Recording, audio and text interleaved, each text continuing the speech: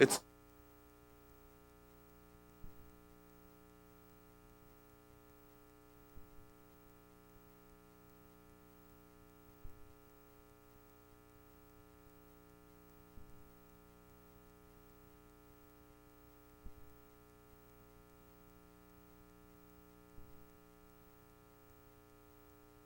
Morning. We want to welcome you this morning to this meeting of the Drainage District Board of Directors for today, June 30th, 2014. President Commissioner Cuellar, Precinct 1, Palacios, Precinct 2, Palacios, Precinct 4, and myself. We have a quorum. Let's see. Anybody sign up? no, sir. Go ahead. Next item, please. You have item 3 under approval of consent agenda, sir. Everything in order? No issues at this moment. Ms. Brion's on vacation. Ms. Claudette Guerra is your Move representative. for approval? Second. Those in favor, say aye. Aye. Aye. Motion carries. Item 4A, requesting approval of change order number 1 in the amount of $24,150 from FJW Construction pertaining to the construction contract number HCDD1 13-016-0618, mile 17 and a half road improvements. Judge, Commissioner, this is related to an irrigation adjustment they had to make on that crossing, Commissioner, for the school district. Yeah. So the engineer signed off on it for the amount and also some extension on dates because of rain days. Move for approval? Second. Those in favor, say aye. Aye. Aye. Motion carries. Item 4B, request approval to issue payment after review and audit procedures are completed for the following item. Invoice number 6, final payment in the amount of $54,542.55 from FJW Construction LLC pertaining to construction contract number HCDD1 13-01605, 10 mile 17 and a half road improvements. The project is complete. We're going through the process now of getting reimbursed back from the city of Edinburgh or the school district on the costs associated with it. Move for approval? Second? Those in favor, say aye. Aye. Aye. Motion carries. Under item 5, request approval to pay invoice in the amount of $2,054.20 to Hacienda Ford as a claim for repairs on Unit 61 HCDD1. Submitted claim to TML. Amount reimbursed is $1,073.88. Move for approval? Second? Those in favor, say aye. Aye. Aye. Motion carries.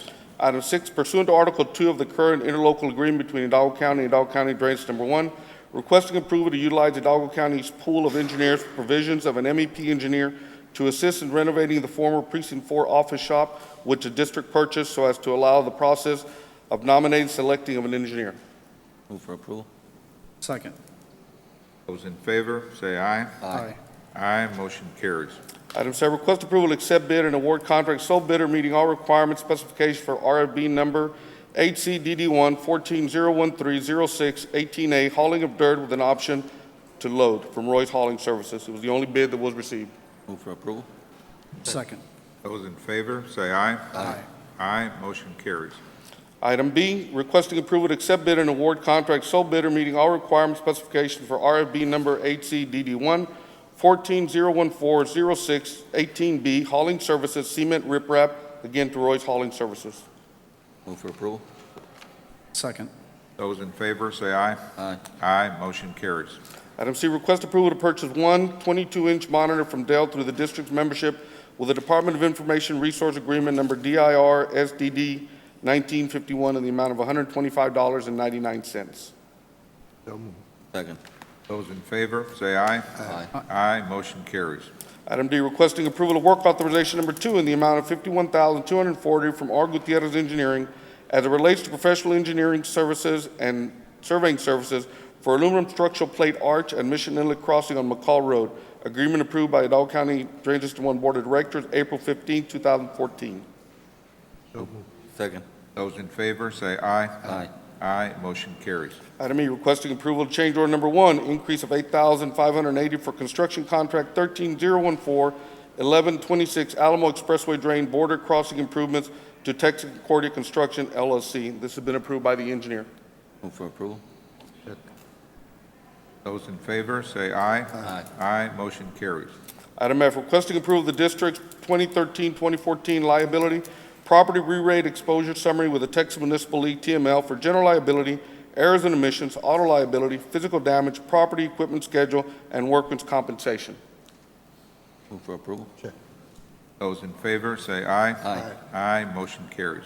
Item G, request approval of notice to suspend or resume work order with foremost paving that relates to construction contract number HCDD1 14-003-0211, Precinct 4, West Main Drain, existing weir modification, existing concrete culvert slide gate control structure improvements, lead time to manufacture slide gate, resumption of work effective November 10, 2014. We're finding out we've got about anywhere between 8 to 16 weeks delay on getting these large gate structures coming in.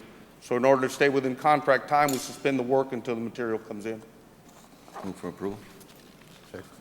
Those in, For the record, Yes, sir. it was suspend or resume, and you're asking This is for to suspend. Yes, sir. May I proceed? We're waiting for a vote. those in favor, say aye. Aye. Aye, motion carries. Item H, requesting approval to advertise for RFB number HCDD1 14-019-0806, rehabilitation improvements and repairs for weir number 4 on the main floodwater channel. Second. Those in favor, say aye. Aye. Aye, motion carries. Item A, request approval to advertise for RFB number HCDD1 14-020-0807, Monte Cristo drain control structures. Move for approval. Second.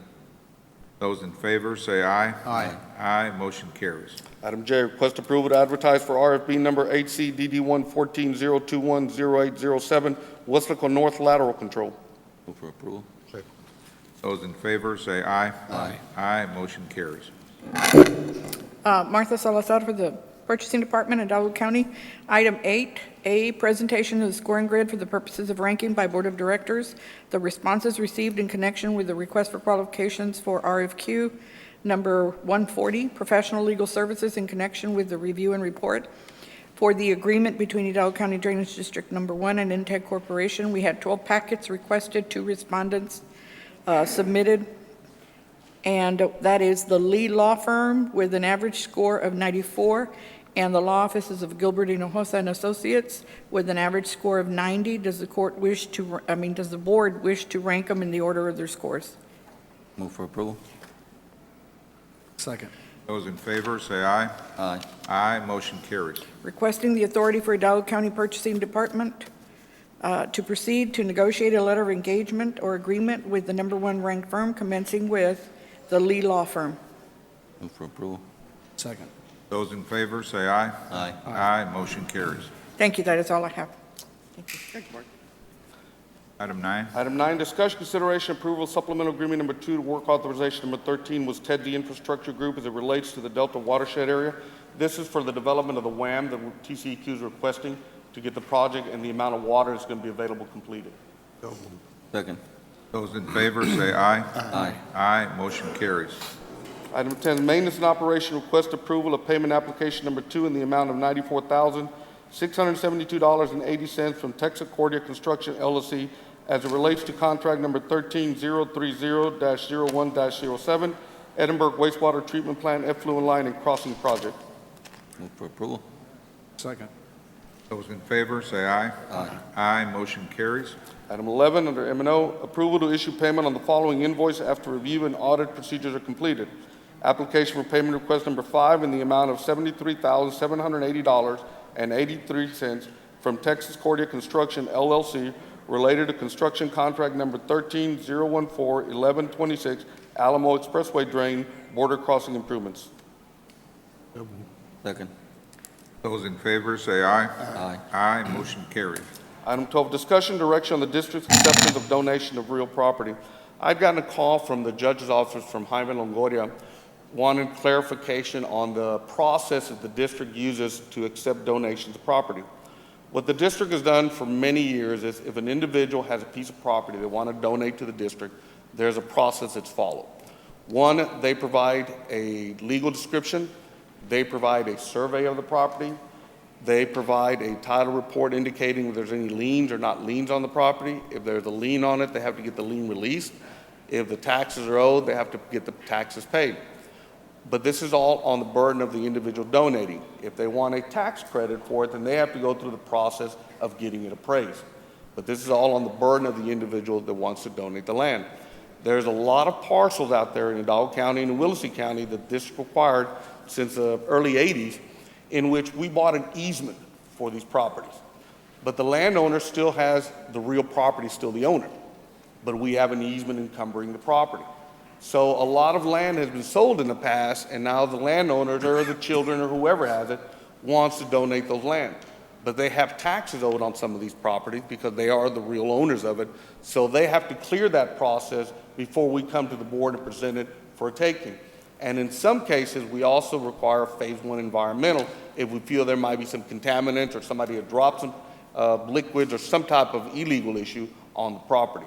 So that is a process that the district utilizes, and we pass it through legal counsel, they review all the documents, they sign off on it, and then we present to the board. So at no time do we initiate it, but the individual comes forward wanting to donate the properties that we have, or they have.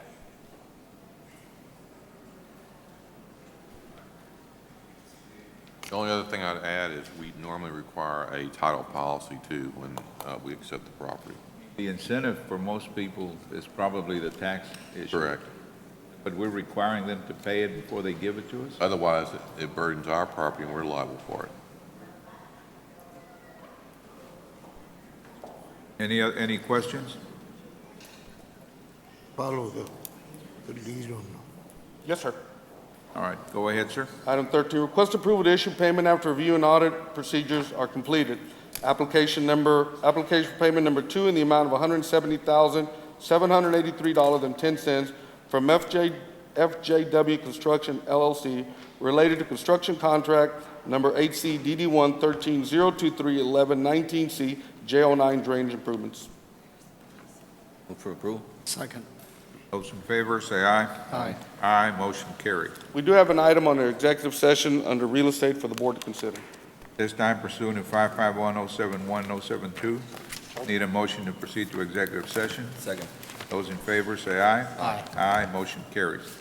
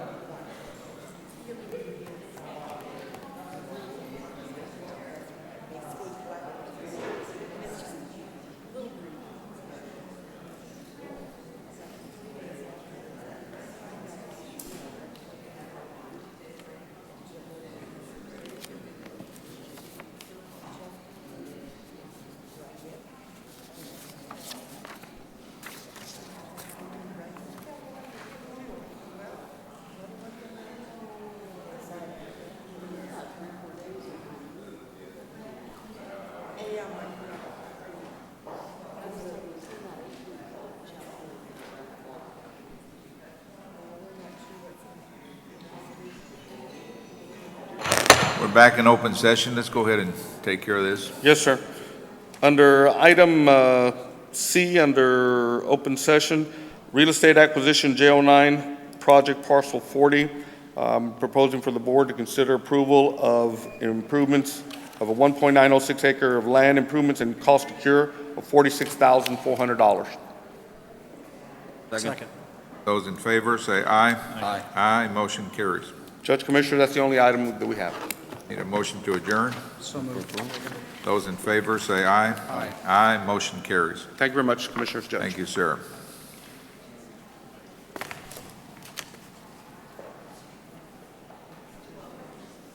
Quiero esperar a ti.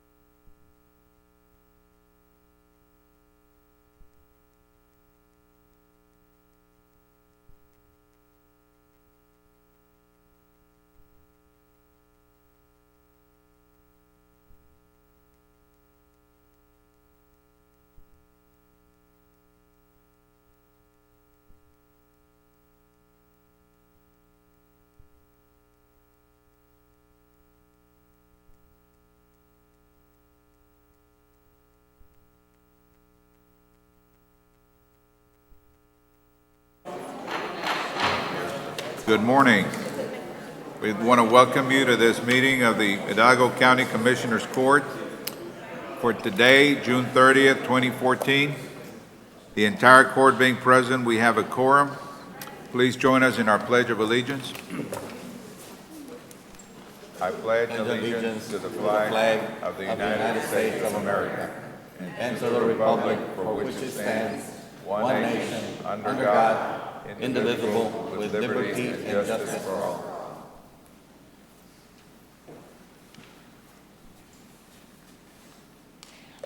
Dear Father in heaven, thank you for this day. Thank you for all your blessings. Thank you for the rain that you sent, dear Lord. And it looks like we're never satisfied, but we need some more rain if possible, especially in the really dry spots. Dear Lord, you keep sending us challenges. We hope that we meet them okay. We try. Please help us always think about the people who are being attacked because of their religion, being attacked because they're good people, and the bad people just never seem to quit trying to tear down people's countries and stuff. But we do ask you to bless all of us, bless our countries, bless the countries like where the refugees are coming from. And we ask all of this in the name of the Father, Son, and the Holy Spirit. Amen. Amen. Amen.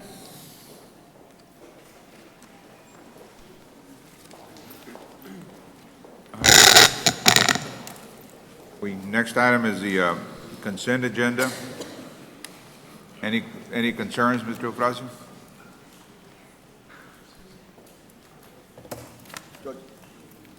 I don't believe we have any concerns on the consent agenda, so unless Thank- somebody else has a concern, recommend approval. Thank you, sir. Move for approval of consent agenda? Second. Those in favor, say aye. Aye. Aye, motion carries.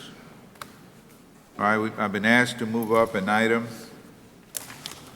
number 20A regarding sanitation. Sergio Cruz. Is Sergio here? Oh, okay.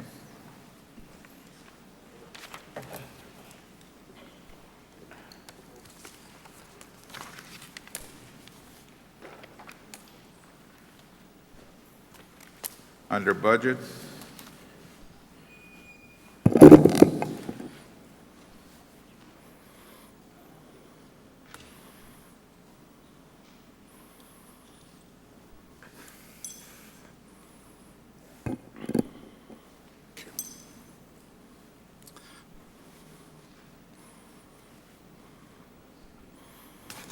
Yes, sir. Thank you.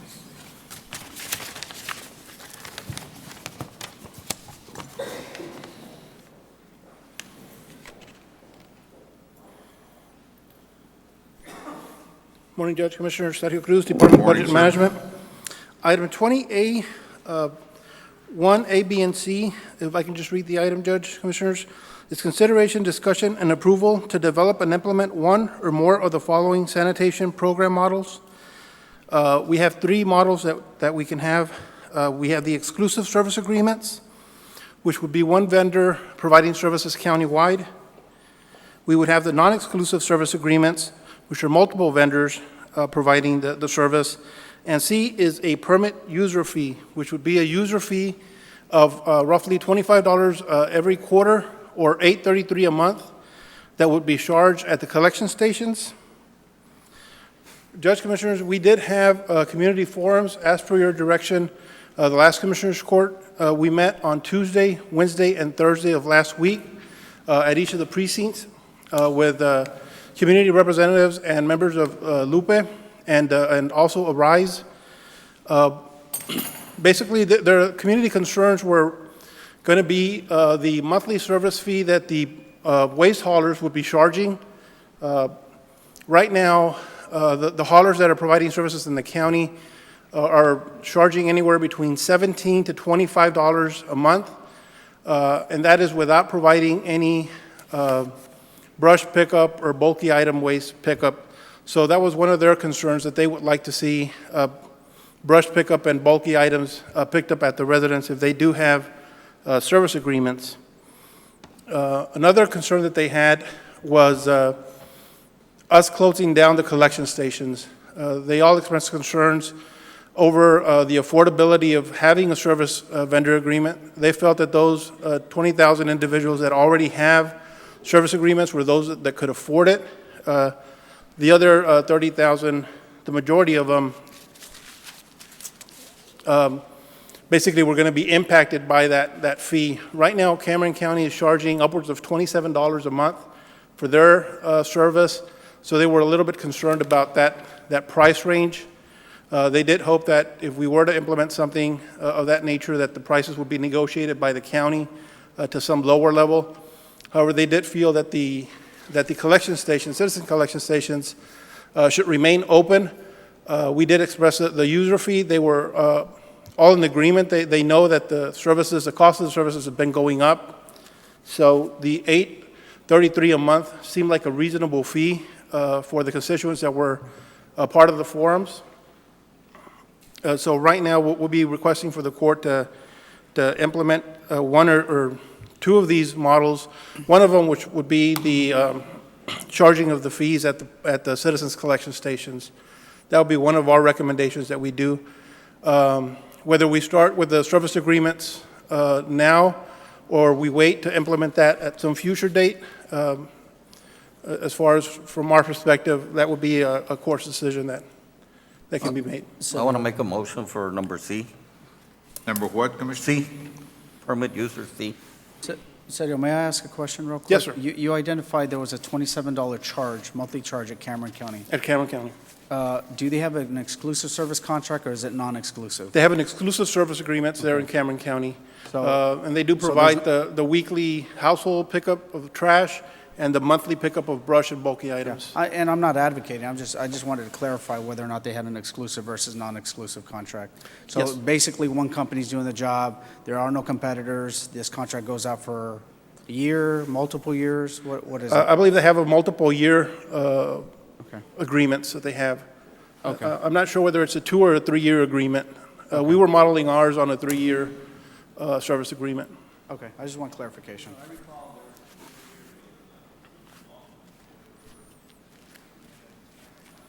When they first implemented, there were some, they did run into some snags with that implementation. But now that they've switched vendors to a larger corporation that can service a whole county, I believe it's been working a lot smoother. Again, the participation level, because there is limited enforcement actions that the county can take, is still roughly about 50%. You know, our whole purpose when we began was trying to save some dollars. What are you looking at? What are you projecting if we go with option C? If we go with the permit user fee, we were looking anywhere between $2 to $2.5 million in revenues being generated back to the county. One of the other things that they did mention as far as on the permit and the user having the collection stations open was that they would like to see some type of recycling efforts being done by the county, maybe having an exclusive bin for plastics, an exclusive bin for cardboard and other materials that can be recycled. They see that as something that they would be able to participate in. They themselves would do the sorting at their house, and then when they go dump the goods, they would just put them in the different bins. Saying generate about $2.5 million. About $2.5 million. How much is it going to cost to keep those collection stations open? To keep those collection stations, upwards of $5 million. How much? 5 million would be at the low end. We've seen ranges, depending on the year, it ranges anywhere between $5 to $6 million. So we would be covering at most half, Half of it. at most. It could be less, depending on, I think that could be a start, and then we can work on something else. Well, and I agree with Commissioner Coyle. I sat in with Lupe, and I do want to thank the Lupe organization. I did sit on the meeting that they had at our precinct. I would like to say that most constituents that live in the rural area did not oppose curbside pickup. correct. They didn't oppose. They were more concerned they were more concerned about the rate. Correct. And what concerns me about even considering A is the competitive nature to give them good rates. They were in favor of working with a single provider, but at this time it's an unknown of what the potential rate should be. But I do agree with Commissioner Coyat. I think that we need to keep the collection sites open, probably use the fee, figure out when we could ramp up the service agreement, whether non-exclusive or exclusive, but assure at the end of the day, the county always remains at the forefront of assuring that the rate given to the constituent is the best rate possible. I think we represented anywhere between $18 and $20 a month, and I don't know how we get there to make sure that we, these providers give that rate. As far as those rates, right now, I think if they're charging anywhere between 17 was the lowest that we heard at the forums, to $25, which is one of the highest ones that were paid. What we were estimating was that we were assuming that probably because of the distance to the landfills is the reason for the variation of the rates. But right now, if we do have the non-exclusive service agreements, basically the citizens will be able to negotiate the rates with Well, those that's in vendors. fact what's going on right now. There are non-exclusive. That's currently occurring right now, yes. Oh, that's it? Sergio, No more questions. on Yes, sir. precinct 2, we have one collection site. Correct. It appears to me, Raul, can you step up? It would require precinct 2 to open up at least a second collection site. I'll give the floor to Mr. Zagata. Commissioner, I attended the meeting in Precinct 2, and some of the residents that live close to Precinct 2 but are in Precinct 1, they're quite a ways of a distance from where they live to the collection sites in Precinct 1, but they can't currently use Precinct 2 because the permits are issued by Precinct. I did indicate to the residents that because most of the precincts have multiple sites, I think Precinct 1 has 5 collection stations. Precinct 4 has 4, I believe, two. And ours is small, that I thought we would need another collection site for the bulky items, for the mattresses, the brush, those kinds of, that are not going to be accepted at the collection stations with the fee. So I was telling Sergio that we would probably need to open up another site in the precinct to handle the additional solid waste that's going to be coming in our way. Yeah, at the present time, we do pick up the brush in precinct 2. Correct. Yeah. That's one of the services that's provided in Precinct 2, that although some of the other precincts do have brush pickup, they don't have scheduled routes. They don't have, they do it as calls come in and things like that. That's one of the differences. All the other 3 collection stations do accept either brush or bulky items at some of their collection If we stations. go this route, I was talking to Mr. Lozano for Precinct 1, and they indicated, Commissioner, if we have a site where we can collect brush, we might be able to use our burner and save the money that we currently use to go to the landfill. Yeah, we got plenty of room there, and we got our burner there, so, I mean, we can share that location there. Commissioner Cuellar, was there some kind of problem with the incinerator at one time, or yeah, they fixed it? Yeah, it was when it was at the park over there on Mile 11, but we moved it up to Monte Alto, so it's in the middle of Residential area? fields, all the farmland and all that, so there's no houses, there's nothing that'll harm anything around there. The only reason, Commissioner, was just to alert Mr. Cruz that we would probably need a little bit of resources for a second location. That was my purpose. plus second concern is if we go this route, then they would be able to use any facility. They would not be restricted only to a particular Within the location. county? Correct. It would be a county permit.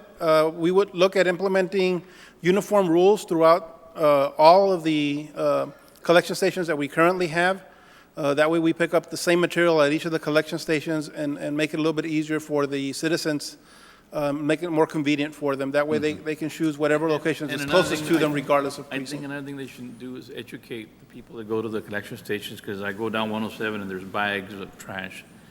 You know, they don't mean to do it, but they're in the back of the pickup and just fly off right in the middle of the road. And maybe when they get to the the collection station, educate them, tell them tie down that stuff back, because it seems like every day there's black trash bags full of trash in the middle of the roads.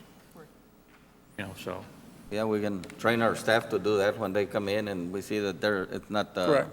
you know, And kind of let them help know. out with that. Yes, we've spoken with the city of Edinburgh, their sanitation personnel, their director, and he mentioned that he would be willing to give training for those landfill attendants. That way they can spot what material is being brought in, make sure that material that's not allowed is not being dumped in our collection stations. And that way, also the source separation is one of the things that we also need to implement within all the collection stations. Right now, household trash is being dumped in together with bulky items and other materials. So that's a higher rate when we go dump it at the landfill. So there's things within the collection stations that we can still improve on to hopefully maybe even reduce more cost. Who's going to be responsible for the collection of the fees? The collection of the fees would be done at each of the precincts. So there's still training that needs to be done, the handling of cash. There's some other expenses that will need to be brought in. And more of the details can be brought in for a future workshop if the court allows us to implement this program. And under option C, there's no impact on the employees. No, there would be no impact to the employees, no. Commissioner, we currently collect cash at the pool, the swimming pool that we have. So there would be a similar process for collecting the cash, depositing it. But the usage of the swimming pool, it's only for... Yes, right, but I don't think it would be an issue in the collection of the fees. But he was talking about the whole county. Correct. Yes, but I see problems with the collection and the... Some Precinct 1 and Precinct 3 currently collect at the parks, at Alzaduas and Delta Parks. It'll be the same cash handling procedures. We've already talked to the staff, Mr. Eufrasio, and they've mentioned that they can provide training for those individuals that will be handling the cash. That way we can have the controls necessary in order for us to be able to safeguard that cash. another concern that the residents had in our meeting, Commissioner, was that there's a lot of construction material that is taken to the sites, and I think they wanted to see that could be eliminated because they fill up pretty quick when so maybe in the permitting process, you know, this can be vetted out so that. But what about construction equipment like shingles and stuff like that? Where would that go to? That should be taken over to the landfills, Edinburgh. either the Edinburgh landfill or the private landfill that's, I But believe. the in county's not going to accept none of those Yes, shingles? we're recommending that we don't accept that type of material. I believe we shouldn't be accepting that. That should also help as far as with the cost, as far as the tipping fees that the county currently expenses. So I know the ultimate goal is obviously to reduce our entire demand that we have in sanitation. I do agree with the permit user fee. I think that's a start to help us ramp up. Some of the businesses that are out there collecting on the non-exclusive, they're paying attention to the county right now. Most of them were picking up new clients daily, if not weekly. Yes. They reluctantly get out there because they have no idea whether or not we're going to go non-exclusive or exclusive. They have the potential chance of taking in a lot of our permit holders because as we had in the town hall meeting, most had advocated curbside pickup. Yes. Now, ultimately, we will get to the goal faster if we incorporate some sort of combination of the B and C, or either or, by ramping up to lessen the county's commitment to funding sanitation. So I'm advocating that we consider both, being the fact that we want these businesses to keep picking up new clients so that there's less less demand on the county on tipping of a lot of the. Yeah, I think eventually if we go with this C, I think some people are going to start looking out, trying to go, curbside, and I think it'll kind of drop our collections a little more, so I think. One of the vendors that was a part of one of the forums, they did indicate that they were right now looking at trying to acquire maybe some brush trucks as well and provide that service. That's something that they're currently not providing. I think none of the current vendors are providing that service, but that's something that they have already looked into as far as once the court gives direction as to how we're going to proceed, they would make whatever necessary changes to their service model. All right, any other questions or comments? You made a motion, Commissioner? Yes, sir. Palacios seconded. All right, those in favor, that's for permit user fees, item option C. Those in favor say aye. Aye. Aye, motion carries unanimously. Judge Commissioners, for item A2, there's no action necessary for that. And item A3, I'm requesting if we can bring back the order next week so that we can make the necessary changes to what will be picked up at the collection stations and what won't be. But as soon as we have that ready, we'll bring that back. All right, sir. Judge Thank you. Commissioners, can I continue with item B, since that's the other item that I have on the agenda? Go ahead. Item 20B1, A and B, is approval of certification of revenues as certified by the county auditor for the precinct 1, one-third paving revenues, and approval of the appropriation of those funds into the precinct 1 road maintenance program in the amount of $41,636.20. For approval. Second. Those in favor say aye. Aye. Aye, motion carries. Thank you, Judge Thank you. Commissioners. There's no action on 2 and 3, Sergio? Yes, sir. All right, we go back to open forum.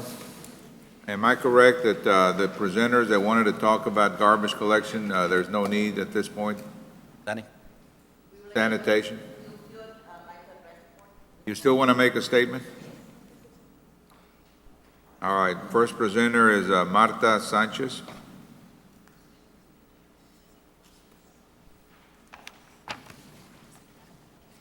Yes, we still wanted to address the court, and thank you so much for the opportunity. Because also, I just wanted to say thank you.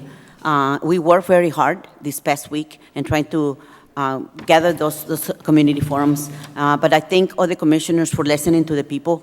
The people were in approval of the number 3 mostly because they cannot afford. It's not that they don't want to pay, but that's because they cannot afford to pay more than $25 or $30 a month. So most of the people were very conscious of that. It's like you, Commissioner Palacios said, people would like to have the curb services, but they cannot afford it. So the only thing that they can afford, in looking deep in the pockets, because they don't have the money, is pay the $8.33 a month, which is equals $25 cut every 3 months. So I want to thank you and behalf of Lupe Unión del Pueblo Entero for giving us the opportunity and support these community forums, because this is very important. It's very important for our people. It's going to be a lot more easy for you to implement these once we help you to pass the board on this. And so thank you so much again for giving us the opportunity to hear the people's voice and and especially for supporting the option C.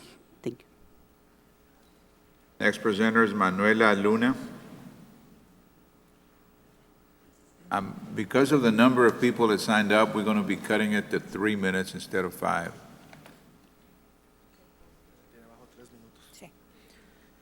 Buenos días. Mi nombre es Manuela Luna, vivo en la colonia Spanish Palm. Venía a dar mi discurso, pero ahora les vengo a dar las gracias por habernos permitido tener la facilidad de tener que pagar los $8.33 por lo que nos están pidiendo. Sabemos que no queremos nada gratis, ¿verdad? Pero necesitamos hacer un esfuerzo por pagar, aunque sea un poco. Para nosotros que no tenemos lo suficiente dinero para poder tener los beneficios de un bote. Así de que yo personalmente con mi colonia y todas las colonias que hemos estado haciendo las juntas, les doy las gracias, gracias a mi precinto 1, gracias a todos ustedes por cooperar y gracias que sigan así con nosotros. Gracias, Manuela Luna. Quick translation. Yes, sir. Thank you. This is Manuela Luna. She lives in Colonia Spanish Palms in Mercedes, and she came here to give a discourse, but does appreciate the fact that before she was able to give the forum, y'all were able to agree on Part C, on the 833, for some of the residents like herself that can't really afford the privatization. For some of those folks, they do have community trash collection site that they really do use, and it has been really helpful for them. So she was here to give that discourse, and again, thank you all for opening the doors for a lot of the residents to be heard on this very important issue. So thank you all. Thank you, sir. Next presenter is Eva Garcia. She's fine. All right, next presenter is Elda Gonzalez. Buenos días, señor juez, comisionados. Mi nombre es Elda González, vengo del precinto número 3 de la colonia Taurus 14 en Mission y quiero darle muchas gracias porque tomaron su tiempo las personas que estuvieron reuniéndose con nosotros en los foros. ¿Lo quieres en completo? En los foros y que tomaron en cuenta nuestras opiniones. Muchísimas gracias porque queremos ayudar. Sabemos que hay una deuda que hay que saldar. Eso nos informaron las personas y creemos que podemos nosotros ayudar a ustedes, así como ustedes ayudarnos con este problema de la recolección de basura. Gracias por decidir dejar los contenedores porque sí son necesarios, pero pensamos qué va a pasar con las compañías y la gente que ya está utilizando esos servicios. Es lo que queremos que quizás fuera también bueno para la economía por la gente que está trabajando en eso. Pero bueno, las decisiones son de ustedes y gracias, gracias. Quick translation. My name is Elda Garcia and I come from Taurus 14. We would like to address you and thank you for allowing us to have our voices heard on these forums. We would like to continue working with you all together since we know that the deficit is big and we can help with that. We would also like to add that we thank you for allowing the collection centers to remain open. However, we do believe that the companies should be functioning, should remain functioning for those of us that have the option to pay them. Thank you. Next presenter, Eric Aguilar.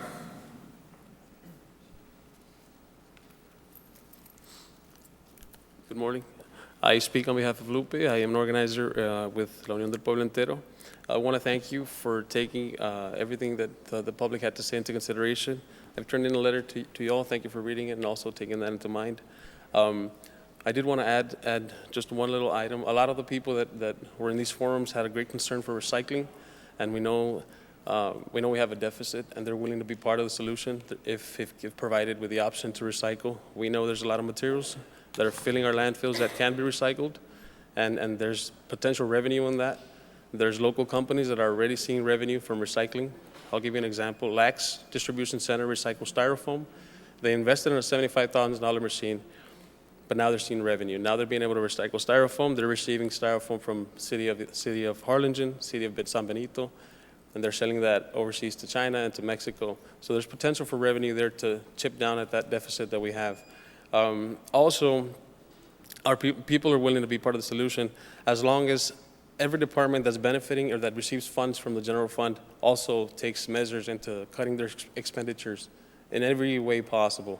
So as a collective effort, they want to be part of the solution, but they would like to see that from every department. And it is possible. We could cut expenditures in a lot of ways. So about the recycling, once again, it's an option we cannot ignore for too long. Our landfill space is not guaranteed for many more years. I'm sure we're all aware of that. So even though it might be costly, we might have to invest some money in that in the long run. It would definitely benefit our community, our environment, and most importantly, our budget. So thank you guys, and have a great day. Next presenter is Marlena Chavez.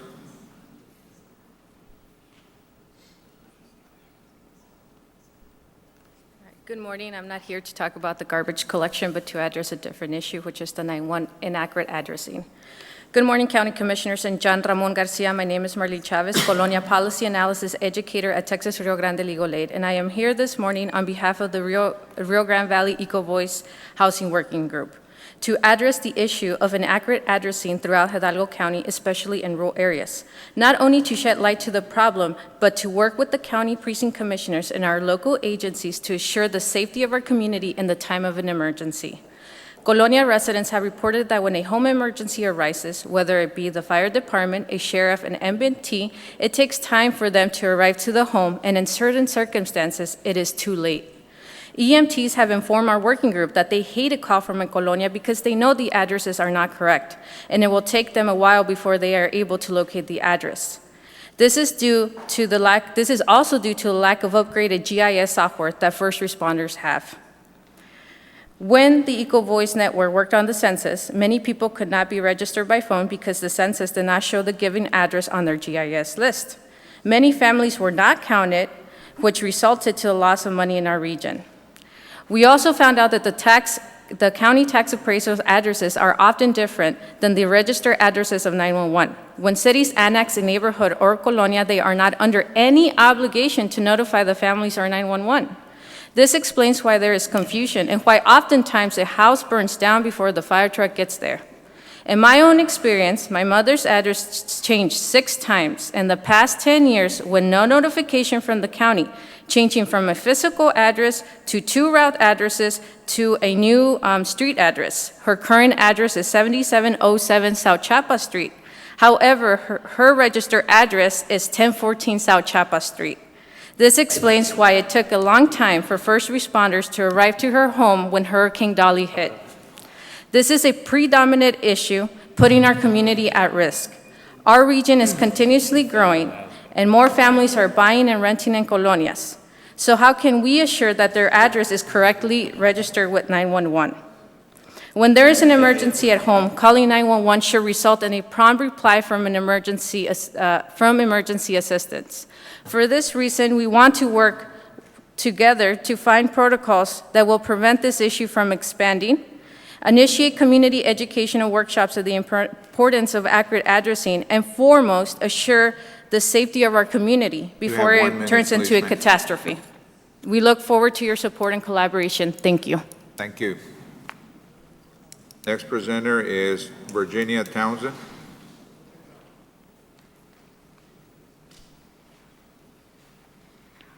Morning.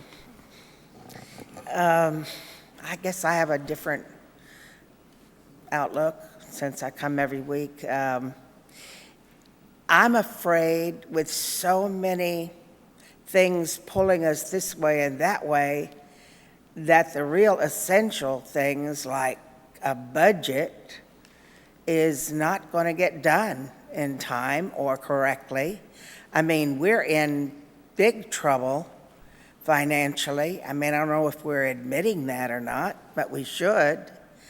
And having a good budget for next year is absolutely essential.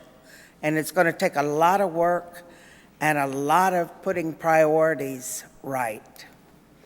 I know you all realize it, but when we get pulled away, like you want to call it a crisis with all the children coming over here, I don't know what you want to call it, but the county, that was out of our league. We could do it with emergency management. Certainly Eddie Olivares with the health department had to be involved, but there wasn't anything else. When it becomes political, all you guys need to step back. That's a trap. I mean, I don't think ever we should get involved in stuff that just becomes political. It's not good for us, and it gets us away from our priorities. So I really ask you to stick with whatever is important and start working on that budget.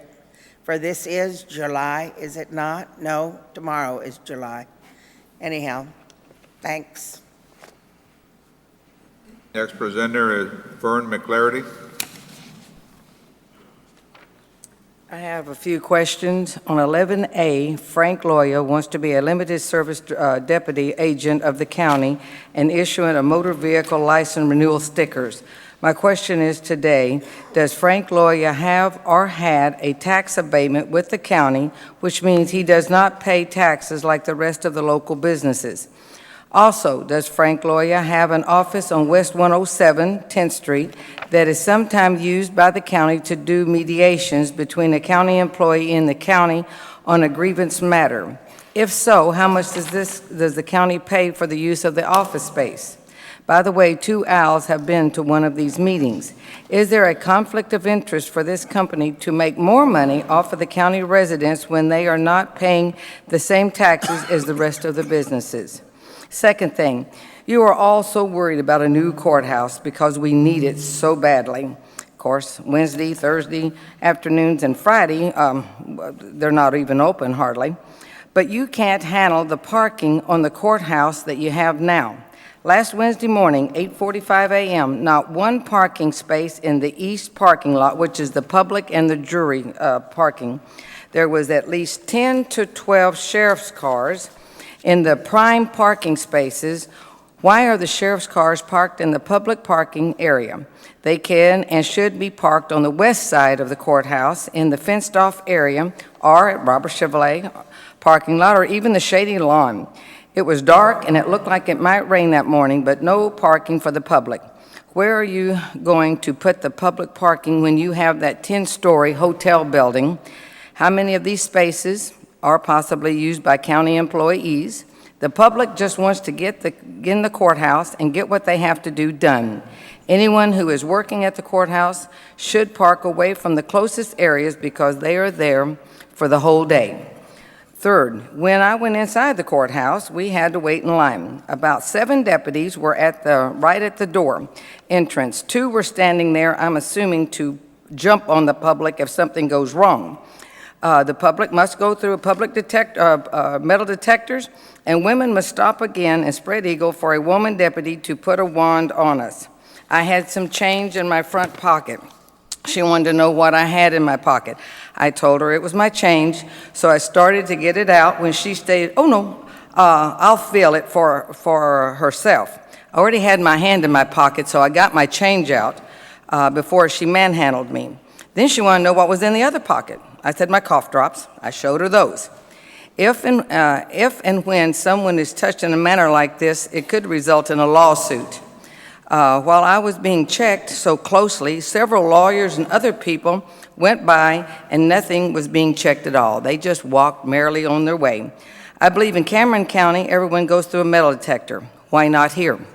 The federal building, been in there. Everyone in McAllen, everyone goes through a check, goes through the metal detector. You can't even take your phone in that building.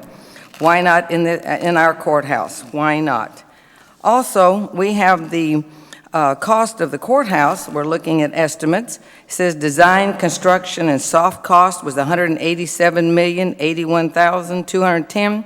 If you financed it at 4% for 30 years, the total for the financing and the soft and the construction design, $320,911,948. If we have to have it at 6% for 30 years, it will be a total of $403,778,248. That 59 cents that we're paying on taxes now, what in the world will it be at that time? And I saw in the paper where Karnes County Courthouse just finished getting theirs redone, and it was built in 1894. And they got money from $150 million was from grants and things. The county can't look for that because, like I said, when we were on that courthouse committee, it was only going to be $13 million to fix up the old courthouse, and we'd be able to use it. Now you're talking $20 million or whatever. So how about some grants? Y'all are always good at getting grants and things. Let's work on that instead of that big hotel that you're looking to build. Next presenter is Dale Miller.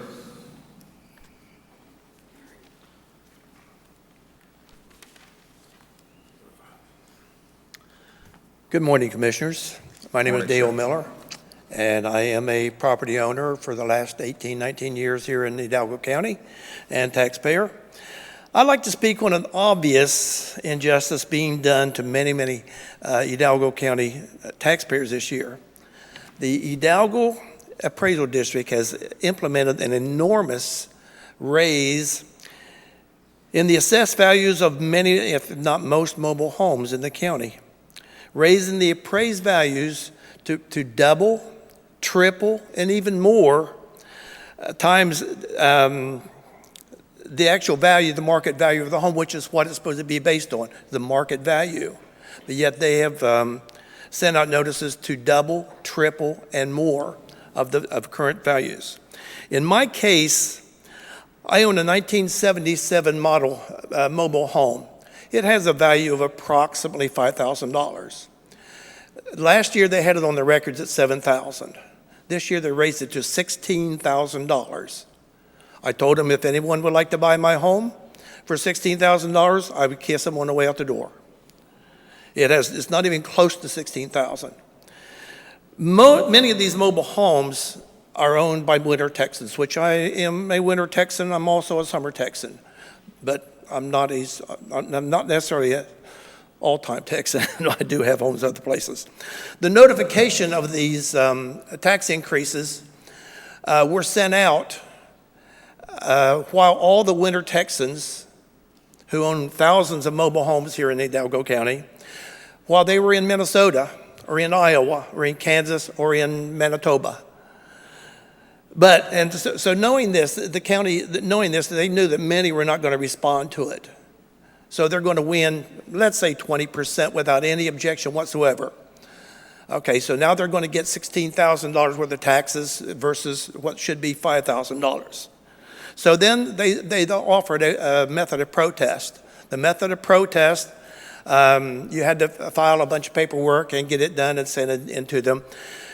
They make it very difficult in this manner as well. First of all, they know that we're 1,600 miles away, which is what I drove to get here to protest.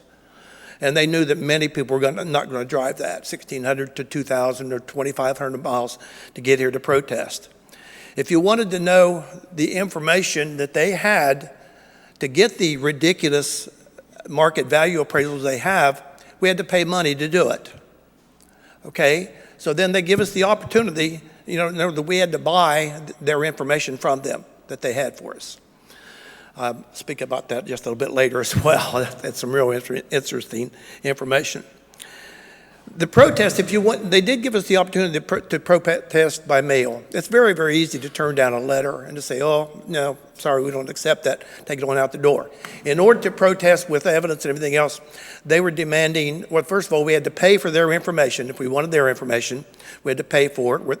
And then we had to send 8 copies of everything that we had to them to show evidence of how we valued got our values.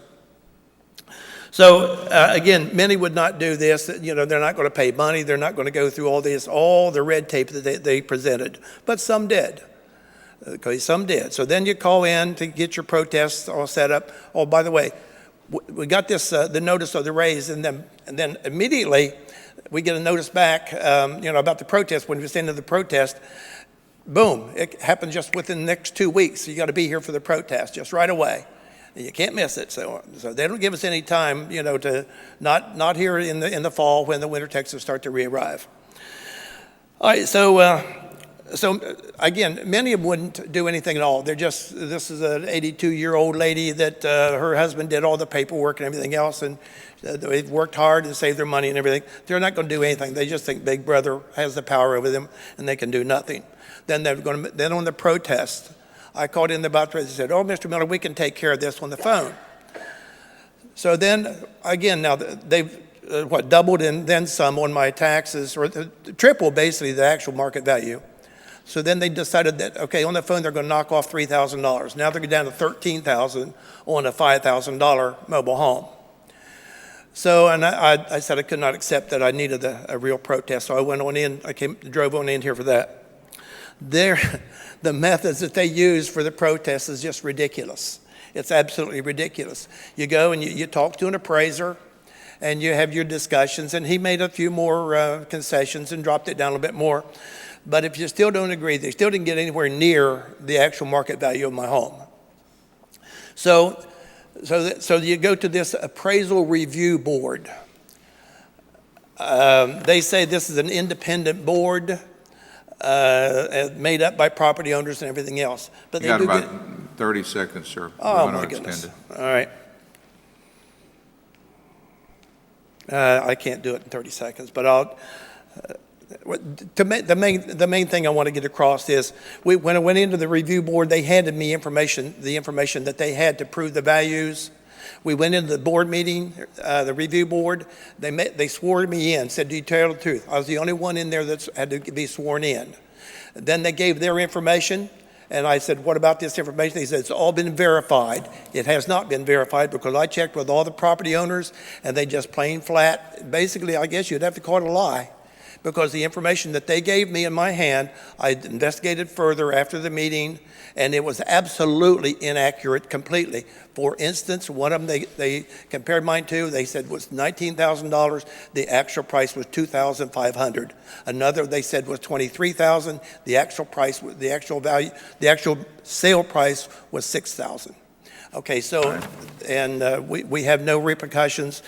Our county needs to protect us. I know that the appraisal district is not a county entity, but we need some protection against, we can't just have a big brother that says, you do it this way, we don't care what is correct or anything else to that point, but we do need some method to correct the injustice being presented to us at this time. Yes, sir. Well, I have a whole bunch more. Thank you, They're sir. running the Winter Texans out. This is what they're trying to do. That's going to be a huge economy, you know, as the lady here said, if the county's in trouble financially, and boy, we're running out the Winter Texans is going to cost you, it's going to cost a lot of money to the county. Thank you very much for your consideration. Thank you, sir.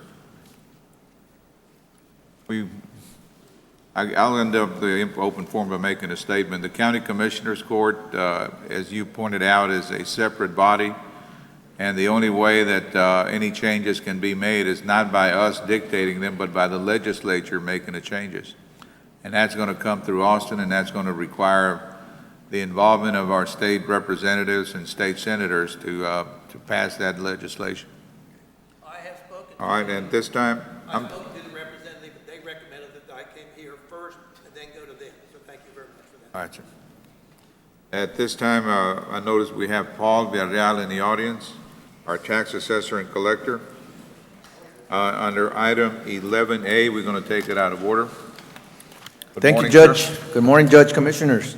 Today is June 30th, so we're getting a lot of people in our office, so I appreciate you getting us off the... I'd like to bring some of the staff for Fred Loya and my staff, my chief deputy and my motor vehicle director.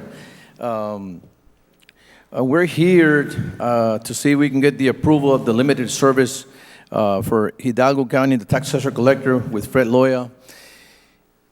If I had to hire 8 of these people here at a minimum of $25,000, it would be $200,000. I don't have that money, so what we're trying to do is partner up with Fred Loya so we can bring the services to our community, to our Hidalgo County. What they're proposing is for a convenience fee of $1, if you live in Sullivan City, they have a location in La Jolla, so they can go to La Jolla and get their renewal there and just pay $1. We're currently doing it with all the HEBs, so I'm happy to announce that we're trying to reduce, I guess, in our spending, and since we don't have the funding to employ more people, Fred Loya right now is proposing to open 6 locations, 1 in the city of Donna, 1 in Elsa, 1 in La Jolla, 2 in McAllen, 1 on North 10th, and 1 on 23rd, and 1 in Mission. So that would definitely help us, you know, where the taxpayer, they can go to those locations. In the future, they have 19 locations. We're starting with 6 right now. So for a fee of $1, which, like I said, HEB is doing it right now, I think is really going to be good for our community. So I put it up for, if you, I think the bond has been paid, the amount of $5,000. So for the 6 locations, and in the future, I'd like to come back and work on the other ones, so we can bring county government to the cities, to their school districts and the counties. So hopefully, I think it's going to be a good partnership, and I want to thank Mr. Fred Loya and Associates too. Santos, do we have sufficient controls in place to make sure that the collections, cash collections are correct? And Do we have what in place, sir? controls in place to make sure that all the monies collected are deposited? Absolutely. It's going to be similar to what we're currently doing with Guzman Insurance and of course, the HEBs. Well, is it going to reduce your staffing needs for your department? It's going to reduce the staffing? Oh, no, not at all. No, definitely not. We have over 550,000 registered vehicles. So when we get 40,000 plus people in our office per month, there's no way we can do it. I mean, we actually, what I'm trying to do is But you're getting some additional resources. well, that's exactly what I'm trying to do. Save some money to the county. But I'll tell you that every time that I'll give you an example of I know that in the future there's going to be other offices that want to be open, but this is only renewals. Only. This is not. We're not talking about title transactions. We're not talking about disabled veterans. We're not talking about trailer plates, and there's so much more that we do. But unfortunately, no, we can't cut. We're actually always low, so that's why we're trying to do this, so we can. Now, what I'm trying to do now with the new administration is that before we needed people for motor vehicle and we needed people for tax. So every time that you put more work like on somebody, you need to give those people more money. So what I'm doing now with my staff, what we're doing is I'm training our tax people to learn motor vehicle, and I'm training motor vehicle people to learn tax. So when I'm short in Mission 3 people, like say today, I'm gonna send somebody from the tax office that I already trained so they can go ahead and supplement those people. If I'm short in Westlook, if I'm short here in this office, which it happens every day, then we're doing a cross-training. Thank you, That Commissioner. should be part of the ongoing step development. And, well, at least for this budget year, I'm gonna be around, so. Good. No, that sounds good. I'm I plan to be around for years too. Yes, sir, and I'll be looking at all, not only your department, but the rest Well, of. one of the things, Commissioner, we had great person that I admire for so many years, Ciro Trevino, which was here from 1972 to 96, then Armando Barrera. 40 years combined, Armando and Ciro. This is the first time that this office has ever done cross-training, and I'm very happy about doing that because instead of asking for more people, what we're doing is cross-training the other ones. It's more workload for them, and I wish I could get some more money because once you put more people to do more, they deserve more. But for right now, we're doing cross-training, so I think it's going to help us in the future. But thank you for your question, Move for Commissioner. approval to bring Oscar to us. Second. Those in favor, say aye. Aye. Aye, motion carries. Paul? Thank you so much. I wanted, before you leave, I wanted to commend you for this innovative ways of trying to address this issue. Thank you. I don't know if there's any benefit, but if there is, there's going to be some competitor out there who's going to be making phone calls to my office or our Well- offices and saying, why not us? And, you know, Right. why are you letting only one company do it and that kind of thing. So it has to be an office that's been established with many locations, because I've had a lot of them call me and say, you know what, I have one office that I open, I want to go ahead and see if you can do it, but no, we can't. We have to inventory those items, that's money all the time, so we have to trust, we can trust everybody, but for right now, that's what I want to do, try to bring in those services, like I said, to our taxpayers, and in La Jolla, those people that live in La Jolla or Sullivan, then we don't need those people coming over for a renewal to all the way to Palmview or say FAR, San Juan, or our office, then we can help them over there. So that's going to happen, but we're going to keep it limited. So this locations are going to be great. But thank you, All right, Judge. thank you. Thank you very much. I have one question. Are each one of these companies, offices, going to have the machine to do the background check, just like over at the Kmart building? The answer is And yes. HEB? Yes. All right, and then maybe be good if we get precinct 2, get it back open in McAllen to help the people over there? Yeah. Okay. Thank you, Paul. Thank you. Thank you, lady.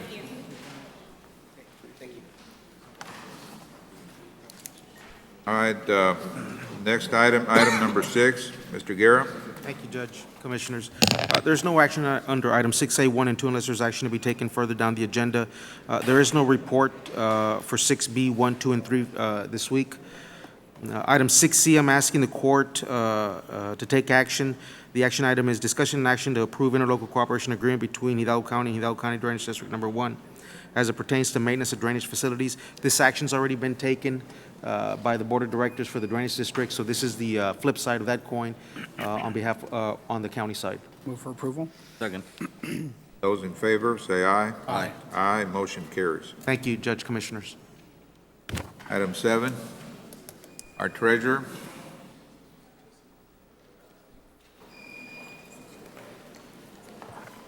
Morning, Judge, Commissioners. Alfredo Samarripa, County Treasurer, Chief Deputy. We're presenting the discussion, consideration, and approval of the County Treasurer's Unclaimed Property Program policies and procedures. Second. Those in favor, say aye. Aye. Aye, motion carries. Judge, question, Yes. those money will be deposited to the Not precinct 2. general fund? Yes, general fund, probably.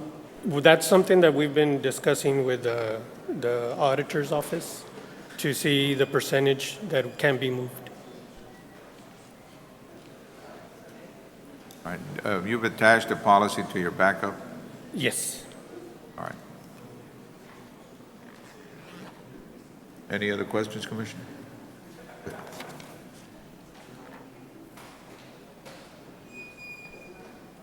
No other questions. All right, no other questions. Okay. Thank you, sir. Thank you. Item 8, our county courted law. Number 8. Valde, we went to the back.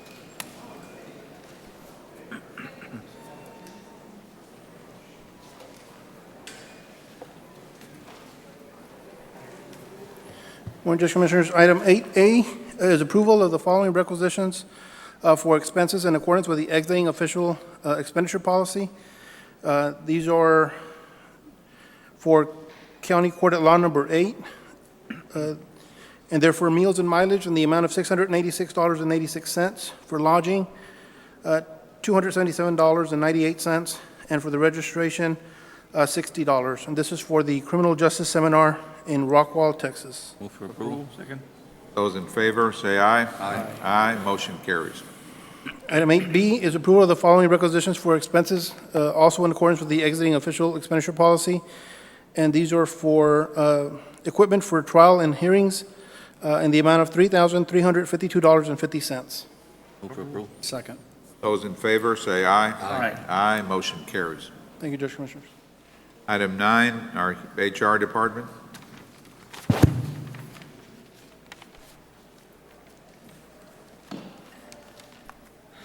Good morning. Good morning. Our first item is facilities management. Approval to delete 3 vacant full-time positions as follows. Slot number 31, custodian 2 at $23,289. Slot 45, custodian 2 at $23,083. And slot 62, custodian 2 at $23,083. And approval of revised salary schedule. Approval. Second. Those in favor, say aye. Aye. Aye, motion carries. And the second item is for Precinct 3 Road and Bridge. Approval of the following personnel actions effective 6/30/2014.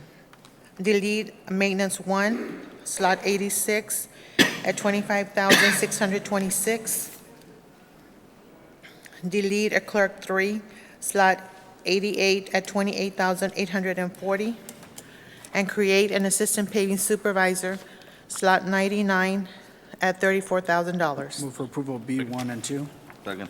Those in favor, say aye. Aye. Aye, motion carries. And item C, Precinct 3 Parks, approval to create 1 regular full-time Parks Director position, slot number 019, program 008 for Parks, budgeted salary $53,291, and transfer in employee number 143847, effective upon Commissioner's Court approval. Approval. Second.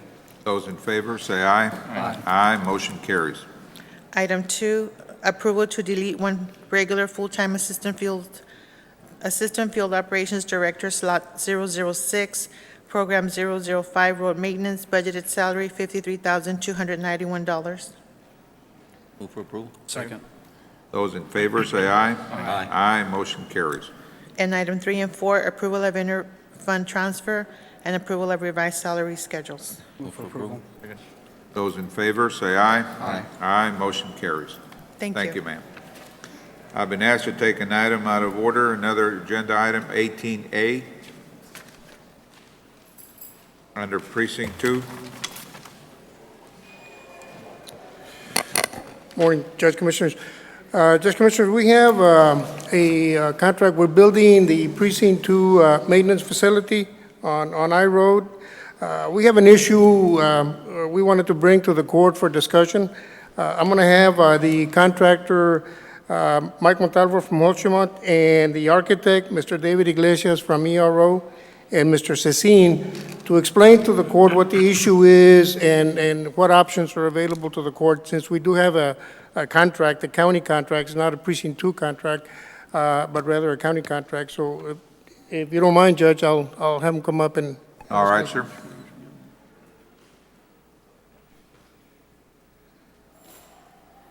Good morning. I'm David Iglesias with ERO Architects, and Precinct 2 overall is about 70% complete. We have the main building, and then there's an additional storage building that is going to be built next to the main building. The concrete compression testing that came back for that concrete does not meet the specifications. So at this point, the design team stance is for the concrete pad to either be removed or possibly build a new concrete pad next to it. So Holcimont here, the contractor, is here to, I guess, explain what he's proposing and what they propose to do to remedy the issue to meet the contract documents. Actually, the concrete company has put forth a couple of options. Leave the existing one in place, give it time to cure and see if it reaches the proper PSI, and then in the meantime, build another one next to it, at which they will be responsible for. Later date, the county can come back and finish the first one. There's been some discussion that that might be an option. If not, the other option is just remove and replace. You want to leave it there, Commissioner? I mean, for What's something? the PSI, how far is it? I think we're, At this point, based on the 28-day break, it only met about 60%, so there's still quite a bit to make up. There's a provision that, 54-day break if required, but according to the structural engineer, if it didn't meet the 28 days and how far off it is, he didn't think it'd make the 54. Right now, time is of the essence. There is a time constraint as far as project completion, so we'd see. What is the cost to the county in all of this? to demolish and replace what we're anticipating is about 135. Again, that's no cost to the county. Get closer to that mic, please. We're anticipating about $135,000. Again, there's no pennies out of the, county's coffer here. You guys are not responsible for any of that. We are, and the concrete company. So it's a choice that we're basically affording the concrete company time for it to cure. Mm-hmm. And that's all it is. Yeah. I really doubted that it'll make the. I think that it may flatline already. Far off, that Yep. I don't think it'll make it. Again, it's a matter of course that we're trying to give them the opportunity to salvage some money. And in the meantime, again, it sits down, it comes down to any type of agreements. If it doesn't ever cure, then it has to be removed.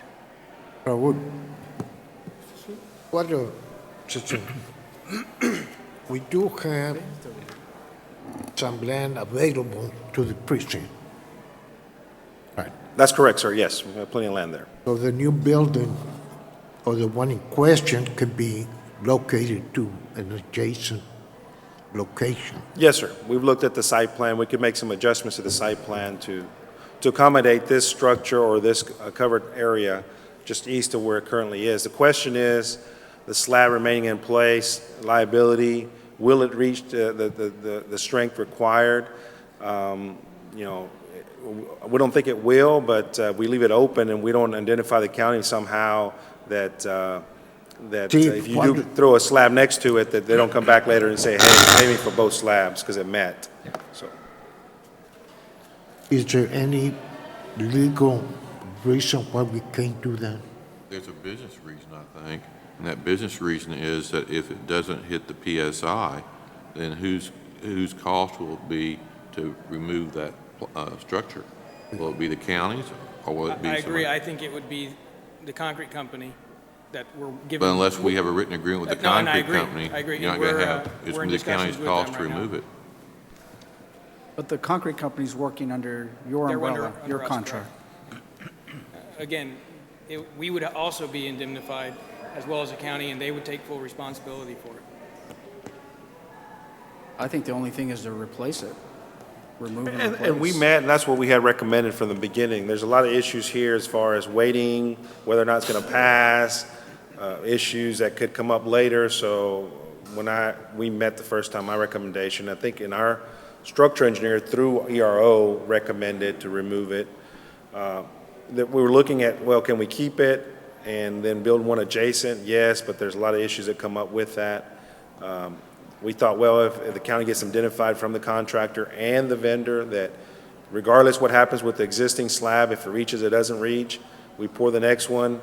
There's no cost to the county, then we, maybe consider that through legal. Obviously, we'd have to review that. But right now, that's not the case. We haven't gotten that yet. We haven't gotten that. We would have to get it from, in my opinion, from the contractor and the vendor, because we're in contract with the vendor, with the contractor, not the vendor.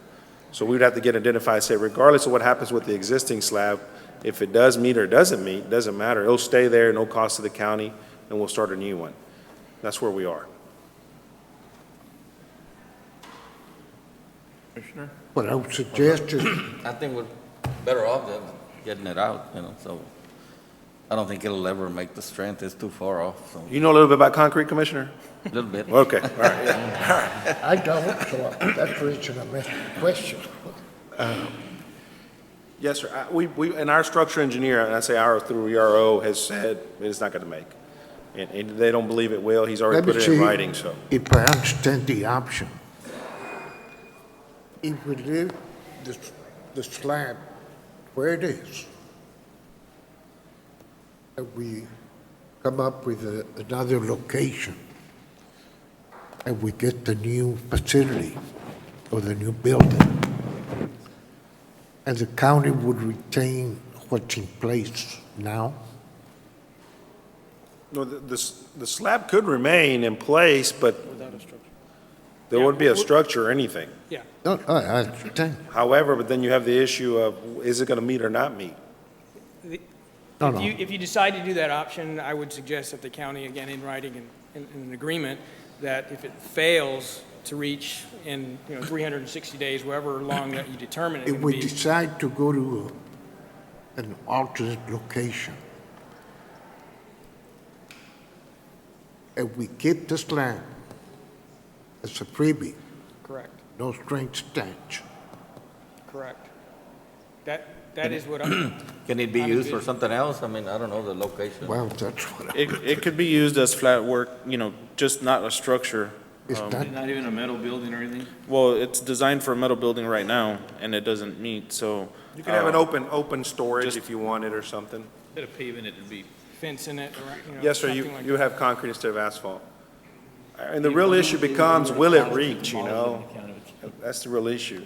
If you can get identified and say, regardless, even if it reaches, we're not going to pay you for it. Well, that's what I'm saying. That's the key there. If we say go to the new site, a new location, and what I'm trying to determine is if we leave the slab and the concrete, whether it passes or not, is not part of the project. Correct. Right. It's cheaper for the concrete company, because, again, they're on the They'll leave it hook. there. They're on the hook under us, but it's cheaper for us to build a new one next to it as opposed to demoing that one and building a brand-new one. By doing that, it also affords them the time to see if it ever cures properly. And if that choice is made, then some provisions need to be made that if it doesn't ever pass, if you're going to use it as a structure, then it has to be demoed, then that cost would be part of the concrete companies. It would be their responsibility. So I think it's almost a win-win if you put it off the side, whether you use it as, fence it up, or if it doesn't reach, then that's where you lose. But even then, you don't, because. It just won't be good for a structure, that's all. Absolutely, if it doesn't meet the 3,000. Get rid of it then. So if you leave it in place, what happens if it does pass? And you build the one adjacent, you pay for that one too? That one gets paid for. That's where it becomes a win-win. So you'll pay for But- two? But we're only paying for the slab, not the structure. So at a later date, which we're only, fast-tracking the time, if the county wanted to build two of those structures, which they have made, comments that they did, the slab would already be there in place.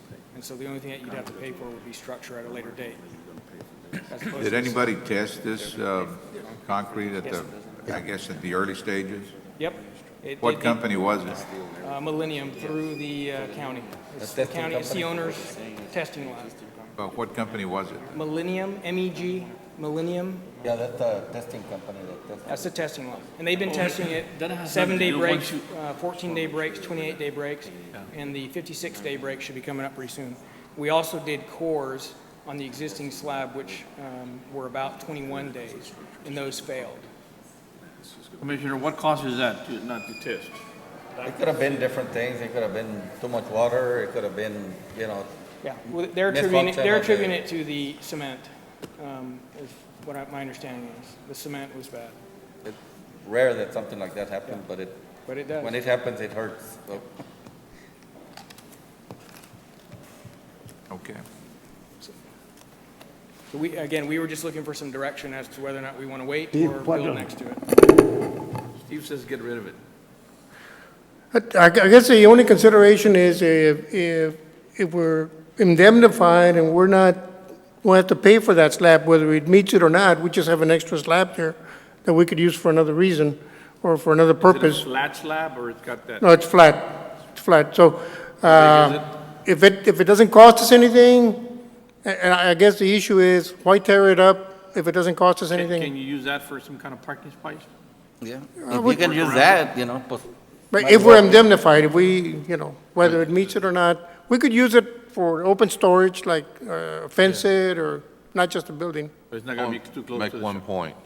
Indemnity is only it's a worthless piece of paper. The value of indemnity is the value of the company behind it. Right. Well, I'm not a legal expert, so my point is, if there's a way to do that, They could deposit the money into an escrow account.